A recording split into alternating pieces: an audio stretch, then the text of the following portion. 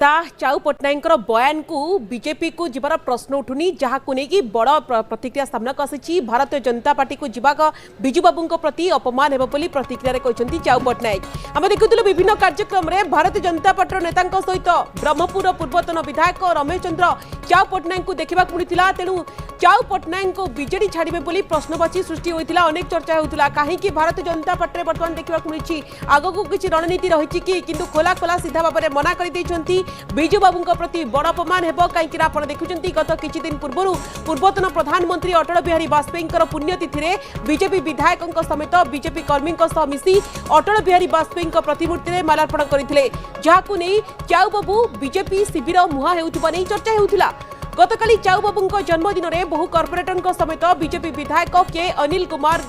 पूरा देखा कि जन्मदिन पालन करते सहित केक काटिबा सहित विधायक चाऊ बाबू को केक खुआइबार दृश्य ये चर्चा को आउ टिके खोराक जोगाई। वर्तमान ब्रह्मपुर विधायक के अनिल कुमार को राजनीतिक गुरु हेउछंती पूर्वतन विधायक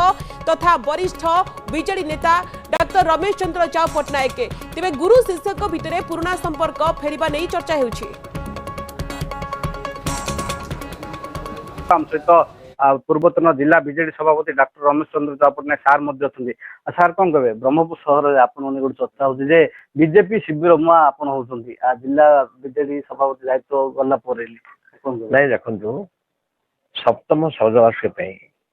अनुरोल एमएलए के अनिल कुमार मत निमंत्रण कले मु भाविली मुझीनी अटल बिहारी वाजपेयी गोटे अवमान हम अन्यपट सार जो भाव गत काली आप जन्मदिन था जन्मदिन पालन है बीजेपी विधायक जी रही ब्रह्मपुर के अनिल कुमार आसते राजा कृष्ण मंदिर अर्बन बैंक प्रेसिडेंट जहाँकि वाइफ अच्छा कॉर्पोरेटर से निज अर्बन बैंक प्रेसिडेंट सी मुझे कहली केक कटिंग करने सी गोटे केक कटिंग सम्मान देवाई करते केक आसला हठात आसिकी आमर मान्यवर के अनिल कुमार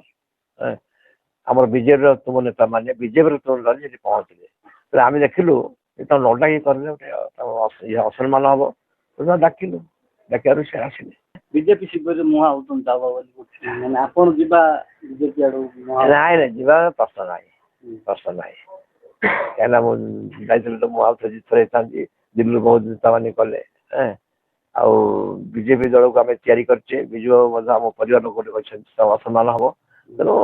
जीवार प्रश्न ना पूर्व 2019 गोटे ऑफर आईला किंतु बर्तमान जेहेतु आप बीजेपी कौन प्रकार पद पदवी ना तेणुक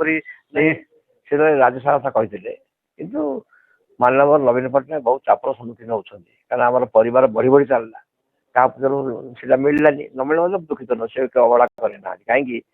माननीय नवीन पट्टनायक लेबर बोर्ड चेयरमैन कले state planning board member cabinet जिला कैबिनेट पोस्ट सभापति करेले तेणु से किसी असुविधा करना से senior vice president state BJD रखी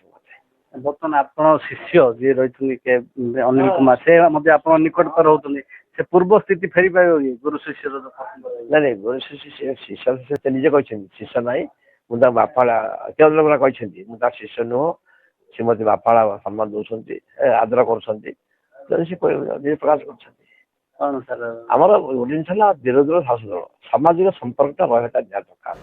किंतु आश्रम भितर किए क्या छाड़ी 7टी बगी